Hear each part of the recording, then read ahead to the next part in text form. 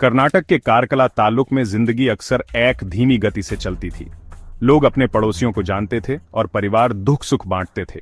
इसी माहौल में रहते थे 44 साल के बालकृष्ण और उनकी 36 साल की पत्नी प्रतिमा। बाहर की दुनिया के लिए उनकी लाइफ शायद ऑर्डिनरी, यहां तक कि कंटेंट भी लगती होगी। प्रतिमा, जो एक ब्यूटी पार्लर की ओनर थीं, सोशल मीडिया पर काफी एक्टिव यूजर थीं। उनकी ऑनलाइन पर्सोना एक वाइब्रेंट पिक्चर दिखाती थी जिसमें smiling selfies, happy family moments और चीयरफुल वीडियो रील्स भरे होते थे।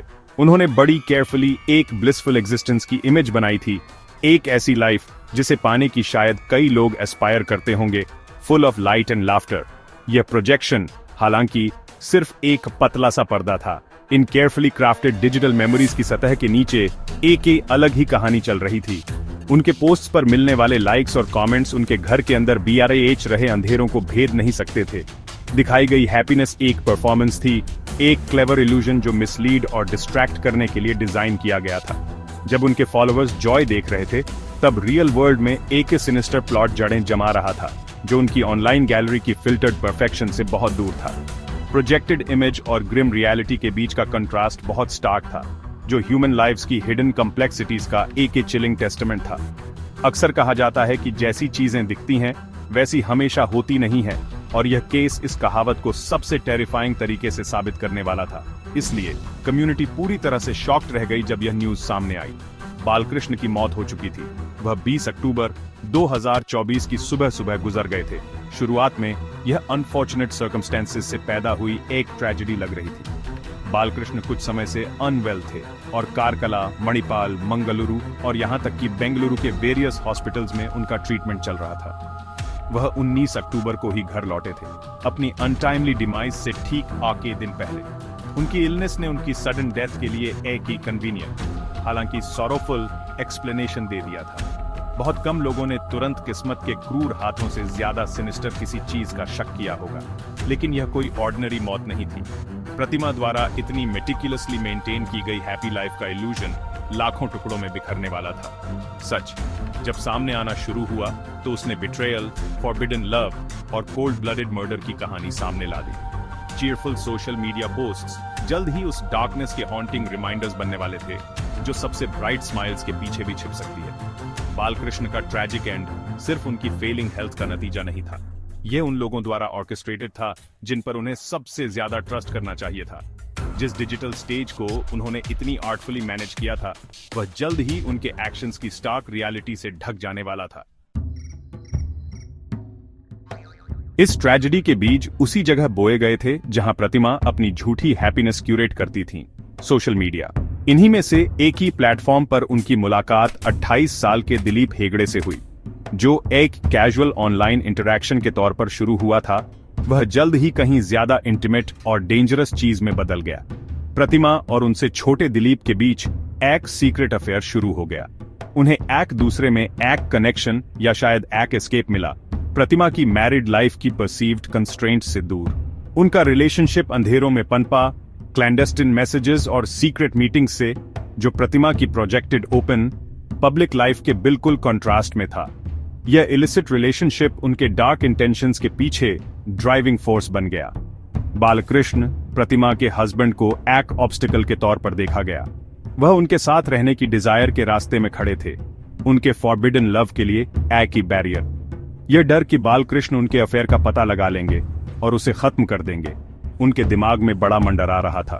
रिलेशनशिप खत्म करने या सेपरेशन लेने के बजाय प्रतिमा और दिलीप ने एक ज्यादा परमानेंट और हॉरिफाइंग सॉल्यूशन चुना।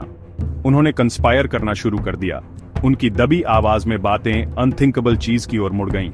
बालकृष्ण का एलिमिनेशन, उनके शेयर्ड सीक्रेट ने उन्हें डेडली इंटेंट के एक पैक्ट में एक साथ बांध दिया। जो प्लान उन्होंने बनाया वह क्रूअल और कैलकुलेटेड था। वे जानते थे कि बालकृष्ण अनवेल थे। 19 अक्टूबर 2024 को हॉस्पिटल से उनका हाल ही में घर लौटना उन्हें एक ही अपॉर्चुनिटी के तौर पर दिखा। उनकी वीकेंड स्टेट, शायद उन्होंने सोचा, उनके क्राइम को कमिट करना आसान और नेचुरल डेथ के तौर पर डिस्गाइज करना आसान बना देगी। उन्होंने उनकी वल्नरेबिलिटी का फायदा उठाने का फैसला किया, उनकी इलनेस को अपने मर्डरस स्कीम का एक ही कंपोनेंट बना लिया। डिटेल्स को केयरफुली कंसिडर किया गया, जिसका एम यह इंश्योर करना था कि बालकृष्ण बच न पा और उनका इन्वॉल्वमेंट दुनिया से छिपा रहे ताकि वे अनहिंडर्ड अपना रिलेशनशिप जारी रख सकें। मोटिव साफ था, वे बालकृष्ण को अपनी लाइफ से रिमूव करना चाहते थे ताकि उनका अफेयर बिना किसी इम्पेडिमेंट के फ्लोरिश कर सके।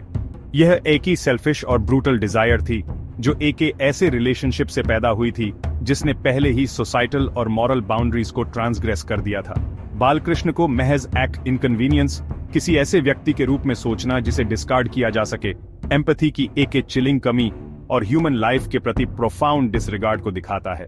जिस डिजिटल वर्ल्ड ने उन्हें मिलाया था वह अनजाने में एक ऐसे प्लॉट का ब्रीडिंग ग्राउंड बन गया था जो रियल वर्ल्ड वायलेंस और इरिवर्सिबल ट्रेजेडी में खत्म होता, यह साबित करते हुए कि ऑनलाइन इंटरैक्शंस के डेवस्टेटिंग ऑफलाइन कॉन्सिक्वेंसेस हो सकते हैं।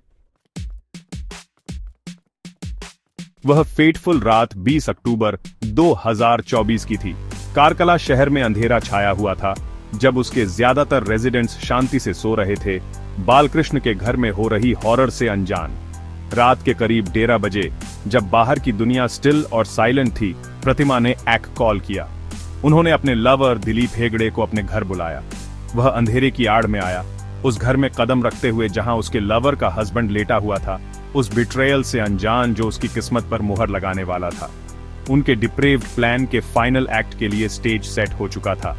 एक ऐसा एक्ट जो हमेशा के लिए उनके हाथों और आत्माओं पर दाग लगा देता। उनका मेथड 2-fold था। यह इंश्योर करने के लिए डिजाइन किया गया था कि बालकृष्ण की मौत हो जाए और ऐसा लगे कि उनकी प्री एग्जिस्टिंग इलनेस ने आखिरकार उन्हें अपना शिकार बना लिया है। पहले उन्होंने अलेजिडली बालकृष्ण के खाने में पॉइजन मिलाया। उन्होंने वह टेंटेड मील खा लिया, अपनी ही वाइफ द्वारा परोसी गई ट्रेचरी से अनजान। जैसे ही पॉइजन ने अपना इंसीडियस इफेक्ट दिखाना शुरू किया, उन्हें इनकैपेसिटेट करते हुए प्रतिमा और दिलीप अपना ग्रूसम टास्क पूरा करने के लिए आगे बढ़े। फिर उन्होंने अलेजिडली बालकृष्ण का दम घोंट दिया, एक बेडशीट का इस्तेमाल करके उनकी जान निकाल दी, यह इंश्योर करते हुए कि बचने का कोई चांस न रहे।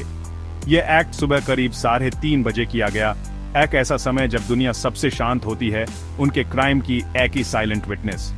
बालकृष्ण के मरने के बाद प्रतिमा ने तुरंत कवर अप शुरू कर दिया। उन्होंने अलार्म बजाया, शॉक और ग्रीफ का नाटक करते हुए। शुरुआत में उन्होंने क्लेम किया कि उनके हस्बैंड, जो अपनी प्रोलॉन्ग्ड इलनेस से सफर कर रहे थे, नींद में अचानक गुजर गए। उनकी नैरेटिव प्लॉजिबल थी, बालकृष्ण के रीसेंट हॉस्पिटलाइजेशंस और फ्रैजिल हेल्थ को देखते हुए।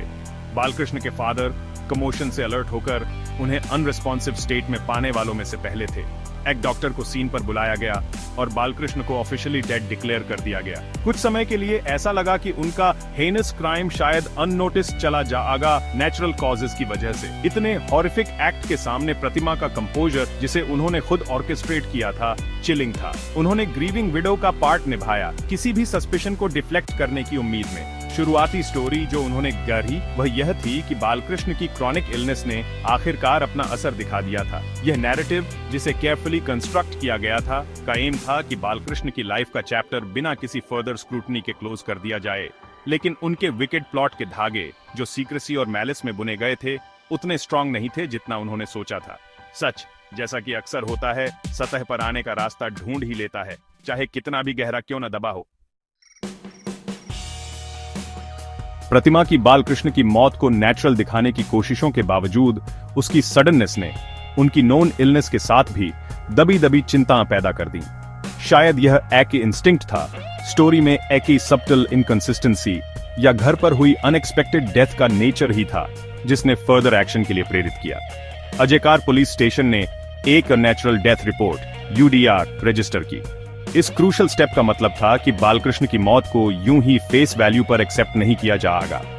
एक ऑफिशियल इन्वेस्टिगेशन लॉन्च की गई जो सडन या अनएक्सप्लेन्ड डेथ्स के केसेस में एक ही स्टैंडर्ड प्रोसीजर है, और यही प्रतिमा और दिलीप की बर्बादी का कारण बनने वाला था।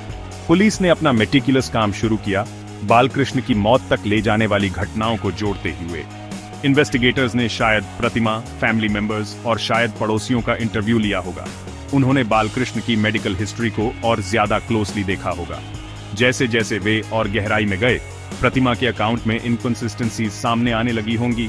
प्रतिमा और दिलीप के डिजिटल फुटप्रिंट्स, जिसमें उनके सोशल मीडिया इंटरैक्शंस और कॉल रिकॉर्ड्स शामिल थे, वो भी स्क्रूटनी के दायरे में आ गए होंगे। इन्वेस्टिगेटर्स, जिन्हें ऑब्वियस से परे देखने के लिए ट्रेन किया जाता है, उन्हें शक होने लगा कि इस स्टोरी में एक सिंपल मेडिकल ट्रेजेडी से कहीं ज्यादा कुछ है। प्रतिमा ने जो फसाड बनाया था उसमें दरारें दिखने लगी। डिलिजेंट इन्वेस्टिगेशन के जरिए पुलिस ने सिनिस्टर ट्रूथ का पर्दाफाश किया। उन्होंने प्रतिमा और दिलीप हेगड़े के बीच सीक्रेट अफेयर का खुलासा किया। उन्होंने मोटिव का पता लगाया। लवर्स बालकृष्ण को अपने रिलेशनशिप में एक इम्पेडिमेंट के तौर पर देखते थे।